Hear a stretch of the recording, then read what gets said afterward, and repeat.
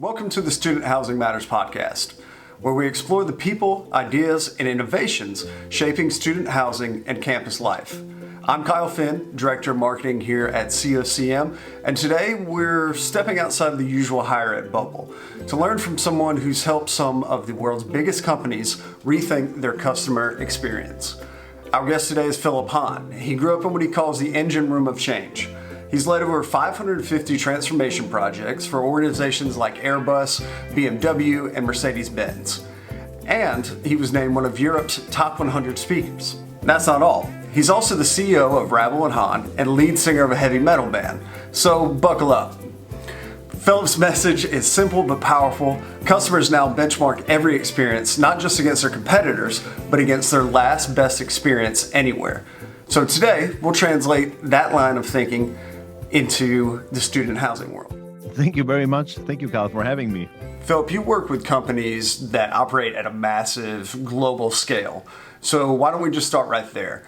Why don't you tell us what's giving way to this rise globally in customer expectation? It's very interesting to see this customer or consumer focus on a daily base rising. I think especially, like in the past, it was always just Peter Drucker, right? I think an American led. They talked about customer centricity. And since we have so much access to data, every company is raising the bar every day, because the more you know your customer, the more you can make money. Yeah? And the better you can serve the customer, and the higher is the satisfaction. And that is also the issue, because the consumer out there or customer gets spoiled by all these wonderful offers and customer journeys out there. So in my intro, we talked about these 550 different transformation projects with companies like Airbus, BMW, Mercedes-Benz that you talked about. So what I'm wondering is, what about like us, little old us at COCM? We're working in a all but national industry, much smaller than maybe some of the companies you work with in your experience. So how do we go about translating some of these major points and ideas that you're bringing to us? Yeah, and if we take that same logic and just dive for a moment into a different industry, let's take the automotive industry. What we found out was mind-blowing. So first of all, it's really tough to say where it starts. At some point, usually the consumer starts doing an online research, meets someone out of his peer groups. Hey, like, I'm going to buy this car or that car, or attending this college or that college in your world. And basically, this is where the consumer's journey starts. And sometimes that's already the key trigger for a student to decide that I'm going to go to that campus, but not for every customer out there.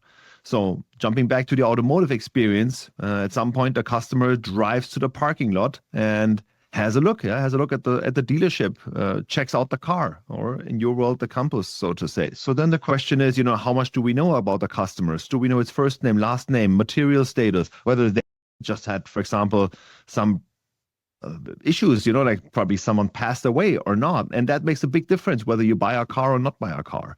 Are you greeted by name? Do we introduce you to the right car? Or, for example, like, let's say you want to have the van, yeah, and then they show you, I don't know, like the hatchback. No, I want to see the van. Oh, we have a sports car. I want to see the van.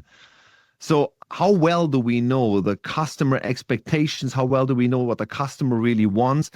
And sometimes it's the financials, sometimes it's the peer group, sometimes it's the brand, sometimes it's the third-party stories. Very often it's the online rating. In many countries, by the way, people trust online ratings more than their spas. So yeah, it's basically like in Formula One. You have to tune on every element. You have to know every element. I can start to see the similarities there, but I am curious, what are your one-to-ones when it comes to, what you've learned, what you practice, what you've seen implemented?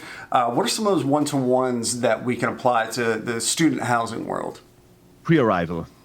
There needs to be a transparency in communication, right? Ideally, everyone involved knows who's coming, what the conversation was. You want to have some pricing transparency, also you don't want to get different prices, and the expectations need to be met. Yeah, whatever the expectations are. If there are certain things that the customer or, student wants to have on site and have been promised, they need to be delivered. Then the move-in is very important. So the arrival at the dealership, so to say. greet by name, yeah, confirm the needs. Hey, it was important for you to get that floor or this unit or whatever. And usually this is where we come to the first day update or first problem solving. That is a very crucial point. Whenever our customer has the first problem with a product, and in your industry, basically it's the housing and the campus experience, we want to solve that very fast and very good, because then we start building loyalty. The more your customers forgive you for certain flaws, which is a good thing, because it's tough in nowadays world to perform all the time. Then comes, for example, the second handover. Nowadays, due to the complexity of the car, sometimes you make 2 or 3 handovers, and every time you show a little bit more. And this is, what we can call like the week 6 check-in. Yeah, I understand that, and those are exactly the type of checkpoints where trust is built and or lost. Each of these moments are great opportunities to have our staff really own it. Every callback, every fix, every follow, that's a touch point. And that can really turn a student or a resident really into an advocate for COCM and what we're doing.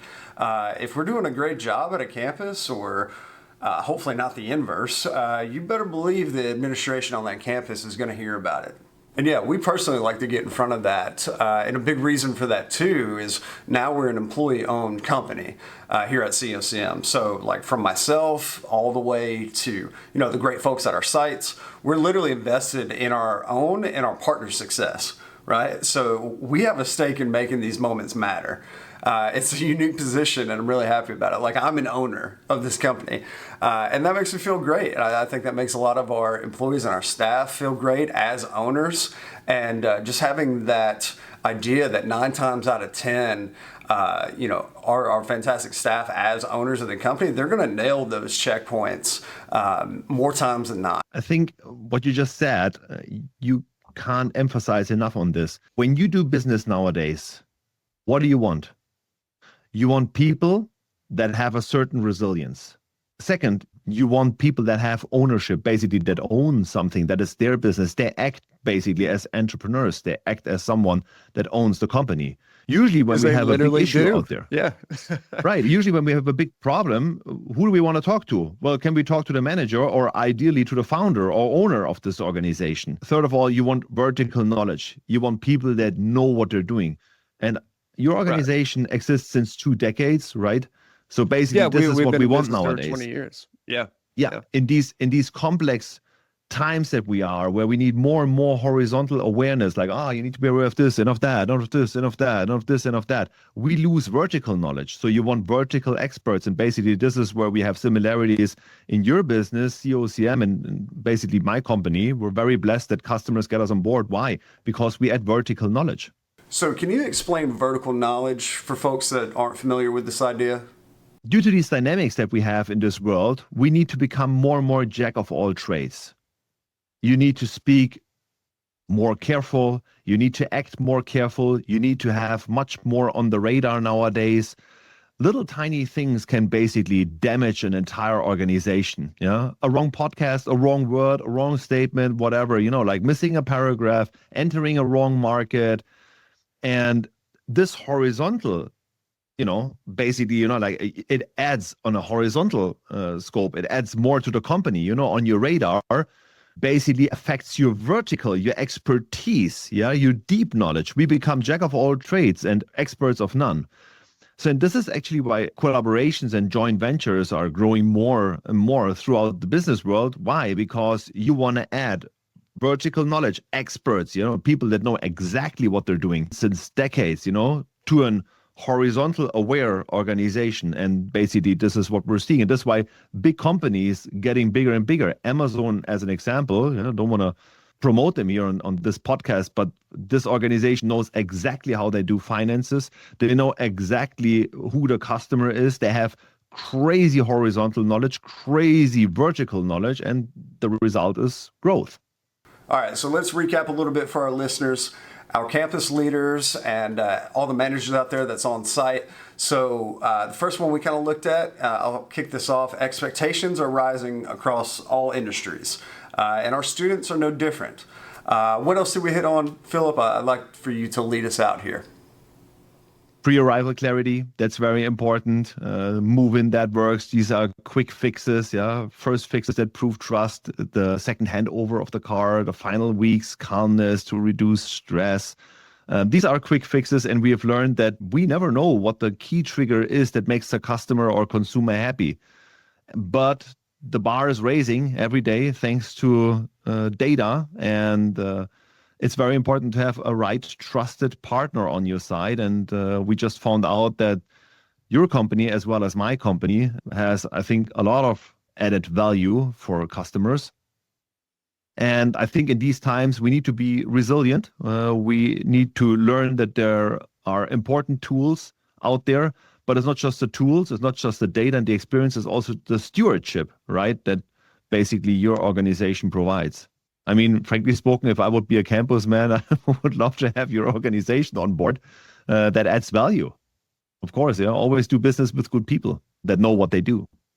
That's great, Philip. I really want to get you back on the show down the line so that we can really take a deep dive into a more specific topic. Once again, I'm Kyle Finn, Director of Marketing here at COCM. My guest today has been Philipp Hahn, the CEO of Ravel & Hahn.